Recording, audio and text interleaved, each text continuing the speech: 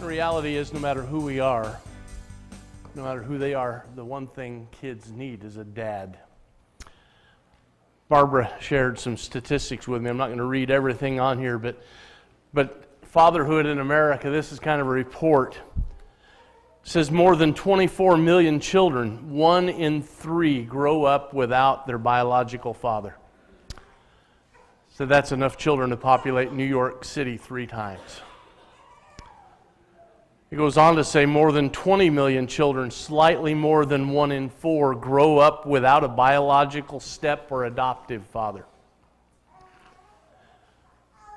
But it does say the good news is that the percentage of black and Hispanic children living without a dad has fallen in the last 25 years. The drop for black children from 62.8 to 56.9 is heartening because these are the children most likely to live without a dad. But what people fail to realize is white children make up more than half of all the children living without a dad. 58.7% children live without a dad and are white. And one of the concluding statements is, father absence is an enemy that wages a colorblind battle. Fathers, you are important. Today, I want to turn our attention to a passage in Proverbs 15 that doesn't necessarily speak specifically to fathers, but it describes the individual who is able to live in God's house.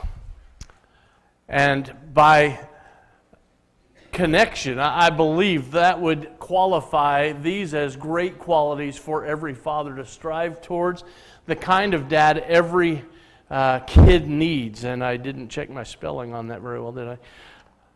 But Psalm 15 reads like this: Lord, who may dwell in your sanctuary? Who may live on your holy hill?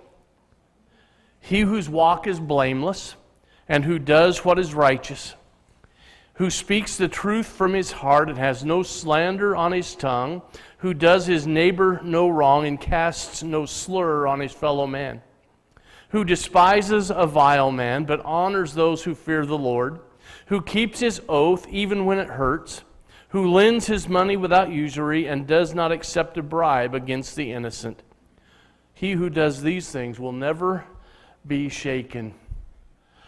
There are several qualities in here that God describes about a godly man, and I believe they are qualities that capture the essence of what every kid needs in their dad, and by extension, every grandchild needs in a grandfather. So let's take a look at these. I want to begin. Verse 2, I believe he describes him in terms of his character. He says he's a man who walks, is blameless, and does what is righteous.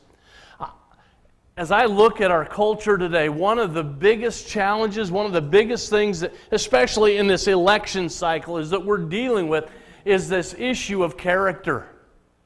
I don't want to be political, and I don't know where you fall in the spectrum of what's going on in our presidential race. But if you just look at the candidates, the two that are going to be running for competing for the office of president this year, you have one who's under investigation by the FBI, and you have another who's constantly being attacked for his specific stands on issues. And my questions, I look at that, is do we live in a country where character even matters anymore? Used to be a time when it did. And what I want us to see and understand, and when it comes to God's world and God's standards, character always matters. Our children need men of character. And the psalmist describes it with these 2 words. And this psalm, it's not going to mean anything to you, but it's an example of Hebrew parallelism, which begins with one statement. The second statement expands on it. So he begins by saying, he who is blameless. Now, before I get into the details, and I want us to understand, we are not talking about absolute perfection. We are talking big picture. Because Scripture tells us certainly that none of us are perfect. Jesus is the only man who's come and lived a perfect life without sin. So when he's telling us that we're blameless, he is not talking about absolute moral and ethical perfection, but the general tenor of his life.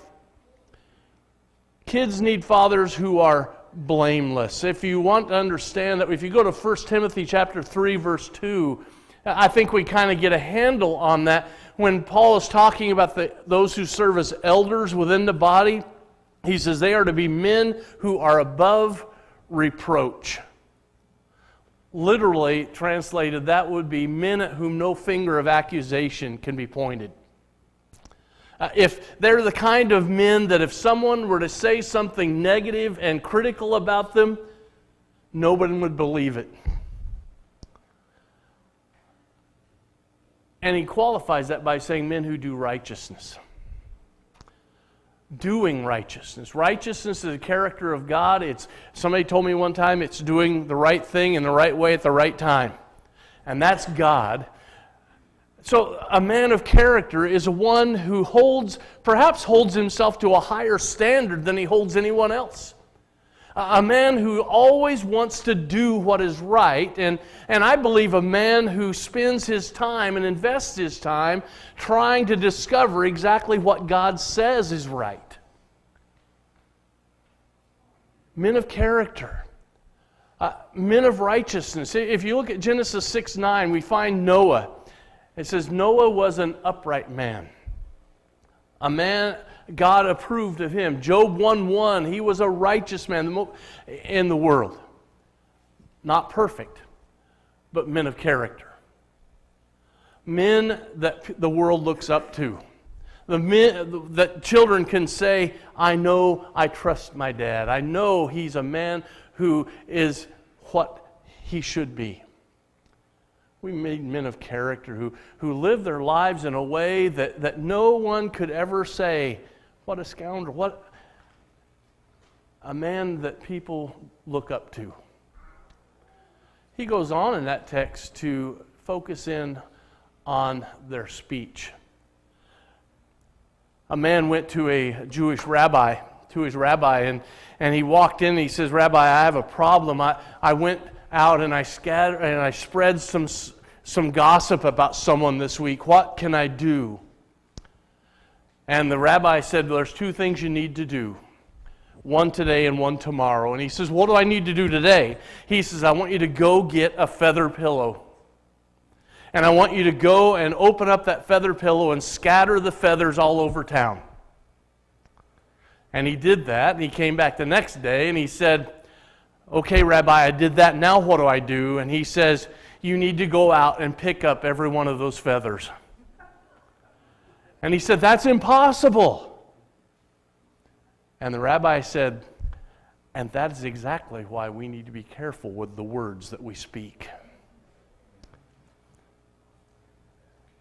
He talks about speech. Verse 3, 2 and 3. He's a man who speaks truth from his heart, has no slander on his tongue, who does his neighbor no wrong, and casts no slur on his fellow man. Let me take a minute to break that down. He speaks truth from his heart. There is one, if we think about the tongue, there's probably nothing more difficult in our lives than to control this thing. James 3:2 talks about it being a wild being, unable to be tamed. It's difficult. And Jesus said it's also a matter of the heart. Matthew 12:34, out of the fullness of a heart, the mouth speaks. How would your family describe your language, guys? What would they say about the way and the words you use and about the way you talk about other people? How do you speak to them? Are you critical? Are you harsh? Or are you loving and gentle and encouraging? The psalmist used several words here. He says, first of all, he speaks truth from his heart. it's more than just being accurate. It's more than being concise. It's a word that actually means he's trustworthy. What he says, you can trust. You know it's going to be exactly as he says it is. He goes on to say he has no slander on his tongue. Now, if you look up the legal definition of slander, it's saying spreading a false truth or false message about someone for the intent of hurting them. But I want to expand that. Because sometimes we can spread true things to other people with the intent of hurting another. A man of character, a man that is after God's heart, never speaks words intended to hurt or tear someone down. He says he does his neighbor no wrong. It seems like that doesn't fit because it talks about a physical thing, but I think he's talking about language. How do we talk about other people? He casts no slur. When I read that, I thought about the mudslinging that goes on during politics. They throw as much mud and criticism at people because they know one thing. What? Some of it sticks. And what doesn't stick always leaves a mark. I don't know if you've ever thrown mud before, but you throw it on a white wall, there's always a stain afterwards. How do we talk about other people? Sometimes we're guilty of slurring people and throwing stuff at them, not to them, but at other people to tear down their image. What's our language like? What is our speech like? I want to go back to Ephesians chapter 4, and I want to look at what Paul tells us there. He talks about the language we use. And I hope, dads, I hope everyone will look at this and measure themselves in regards to this. Paul writes these words, "Therefore each of you must put off falsehood. Speak truthfully to his neighbor. For we are all members of one body. In your anger do not sin. Do not let the sun go down while you're still angry, and do not give the devil a foothold. He who has been stealing must steal no longer, but must work, doing something useful with his own hands, that he may have something to share with those in need."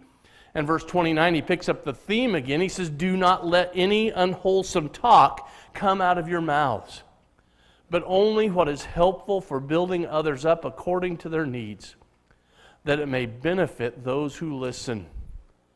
And skip on down to verse 31. "Get rid of all bitterness, rage, and anger, brawling, and slander, along with every form of malice. Be kind and compassionate to one another, forgiving each other just as in Christ God forgave you." How's our language?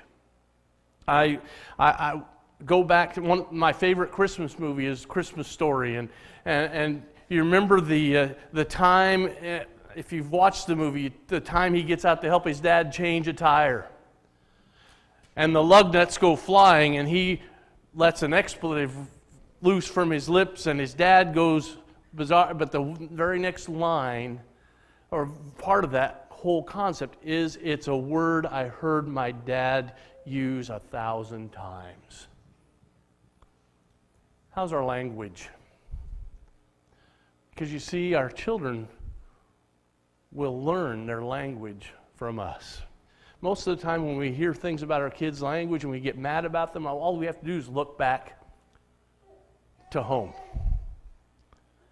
Kids need a dad who guard their language and their speech. So how's our speech doing? James 3, 9, and 10 says, sometimes the tongue is like a spring. A spring doesn't produce salt water and fresh water. But with our tongues, we speak cursing and blessing. And he said, this should not be. How are we doing with our speech? How about in terms of our heroes? Canada commissioned a study on teenagers in the nation. And one of the things they came back with is that by and large, teenagers had no heroes. That was hard for me to wrap my head around. Because every one of us growing up, I would assume everybody here had heroes when they were growing up. Maybe it was a sports figure, maybe it was some character in a movie or an actor, or maybe it was a teacher, maybe a preacher, even though I can't imagine that. But we had role models. For me, it was Mickey Mantle. You know, when I went out and played a game with my friends, I was Mickey Mantle up here. When I went out to take a bat and ball just to hit it around, I was Mickey Mantle. I wanted to be like him. Who are the heroes in our lives? And what's their character? Look at what he says back in the Psalm. He despises a vile man, but honors those who fear the Lord. Are your role models, are your heroes in life worthy of being heroes and role models? I can still tell you how much it hurt the day I found out Mickey Mantle wasn't in character what he was in baseball. I found out he was a man who was a drunk, a man who womanized. Everything about his character negated the possibility of him being a worthy role model and hero for my life. Who are the people you idolize? Who are the people you have fashioned your life after? Are they worthy of that? Do you and it's possible to despise an action and still love an individual. Who do you honor and respect? Who is it you want to be like? And how are you dealing with helping your children identify worthy role models? Honestly, we are living in a society today where heroes become more based on their celebrity, more on their position, their power, their possessions, than their character. Take some time to look around the athletic world. Take some time to look around our community. Who are your heroes? Dads, let's focus on choosing people that are worthy, and also let's take some time to help our kids understand why someone's not worthy of hero status in their life. Kids need dads that have heroes, know how to pick heroes. What's the character of those you admire and use as role models? Sometimes we don't look any more than skin deep, but our kids need men who know who to honor. Kids need dads of integrity. Men who do what they say they will do. Integrity, if you look at the word in the dictionary, it simply means of one piece. That everything about them is the same. It's I never can pronounce the word. Integral circuit is one that's made up of many parts, one whole. Each part essential. Are our lives a complete thing? Is our life with our kids the same as it is apart from our kids? Do we do what we say? Look at what he says. He's a man who keeps his oath even when it hurts. Do you do what you say you're going to do when you make the promise? Dads, what do you do when you promise your kids, well, go do this as a family on Saturday, and then a friend calls up and says, hey, I've got tickets to the big game? Do you find an excuse and a reason to tell your kids you're not going to do what you promised to do? Or do you keep your oath even though it hurts? Dads, are you the kind of guy that keep your word to your wife? Are you the kind of dad who goes out and signs a contract and realizes it's a bad contract and am going to get out of this somehow or other, or neglect it or stick it out no matter how it hurts? Do we keep our word to others even when it's convenient and inconvenient and difficult? Proverbs 5, or not, should be Ecclesiastes 5. Would you I want to look at that with you, because Solomon talks about that. God cautions us against the danger of taking oaths. I want to pick up with verse 4. It says, "When you make a vow to God, do not delay in fulfilling it. He has no pleasure in fools. Fulfill your vow." Get this, it's better not to vow than to make a vow and not fulfill it. "Do not let your mouth lead you into sin. And do not protest to the temple messenger, 'My vow was a mistake.' Why should God be angry at what you say and destroy the work of your hands?" He's talking about vows to God, but I think of vows in every aspect of our lives. I need to be a man who does what I say I'm going to do, even when it costs me something. Jesus takes it a step further in Matthew 5:34 through 37. He puts it like this: don't swear by anything. Let your yes be yes and your no be no. Be a man who does what he says he's going to do. I have a preacher friend, he was an older preacher friend, who told stories about having planned family vacations and the day they were heading out the door, getting a phone call and coming back and telling kids we can't go because somebody in the church needed something.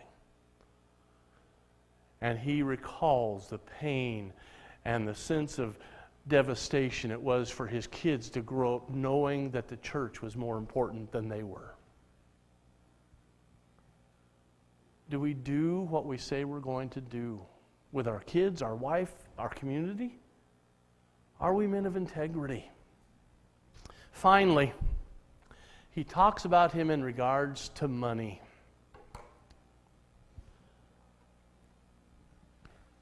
He puts it like this: he's a man who lends his money without usury and does not accept a bribe against the innocent. Here's the question: what's the relationship of money in your life? Do you own your money, or does your money own you? Do you manage your money, or does your money manage you? Where does money fit into that? Where would your family say money fits in your life? And it's so easy to get that message twisted around.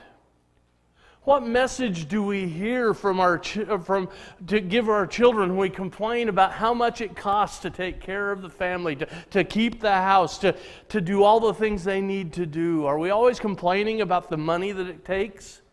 Are we always focusing on working more hours and more hours so we can have more money and more things at the expense of our children? Where does money fit into that equation? You see, the psalmist said, number one, he says he lends money without usury. When money is more important than people are, when someone's in need, you see it as an opportunity to profit rather than an opportunity to serve. Oh, I can lend them some money and I can charge some interest and I can get more money in return. I'll take advantage of them. Psalmist says that's not the kind of man God values. And he's a man who doesn't have a price tag. He doesn't take a bribe against the innocent. Have you ever asked yourself what your price tag is? What would it take for somebody to buy your character? What would it take for someone to buy your integrity?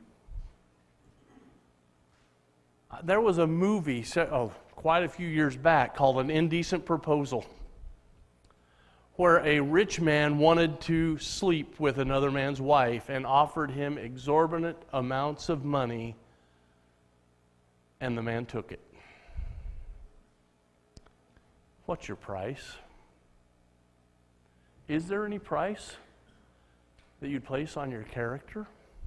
Is there any price that you would take to throw somebody else under the bus? Where does money fit into that plan in your life? Our kids need parents and fathers who understand that money is an instrument, not an end. So what if you can't give your kids everything? Give them you, and you have given them everything. Kids need dads. Kid needs a dad who's above reproach. A kid needs a dad who respects people with his speech. A kid needs a dad who honors those who fear the Lord.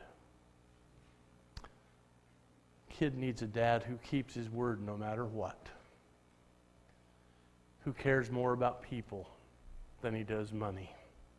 And I'm adding one.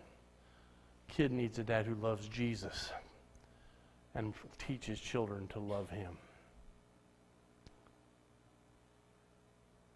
How are we doing, dads?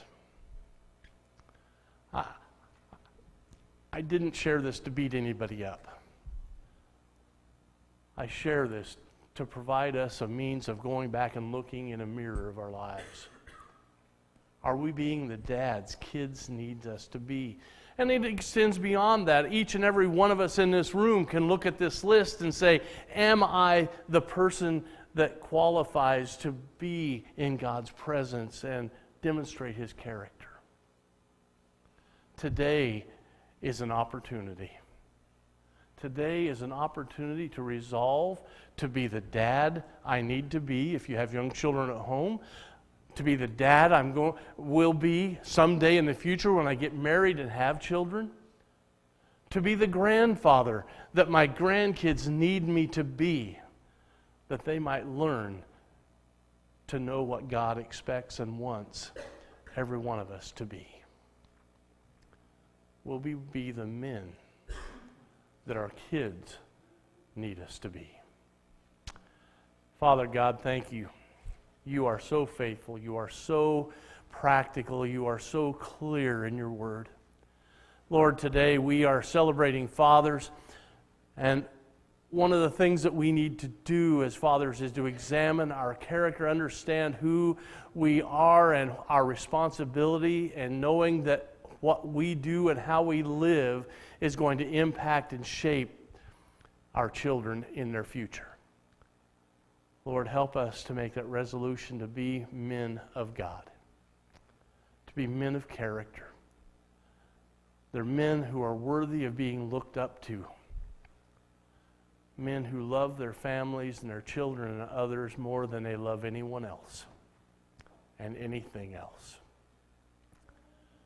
Lord, help us to be men who stand for you. Father, help us in these next few moments as we come to the table and partake of these emblems. Help us reflect on your fatherhood and the sacrifices you have made for us and the desire you have for relationship with us. And Lord, in your presence with us, help us to know that the number one thing our kids need is just for us to be there as you are there for us. Lord, thank you for the privilege of being a father. Thank you for the privilege of being a grandfather. And thank you for being the privilege of being a child of yours. Lord, as we gather at this table today, help us to remember the greatest demonstration of love that's ever been given when Jesus died for us. Thank you now in Jesus' name. Amen. In the morning when I rise, in the morning when I rise, in the morning when I rise, give me Jesus. Oh, give me Jesus. Give me Jesus. Oh, you can have all this world. Just give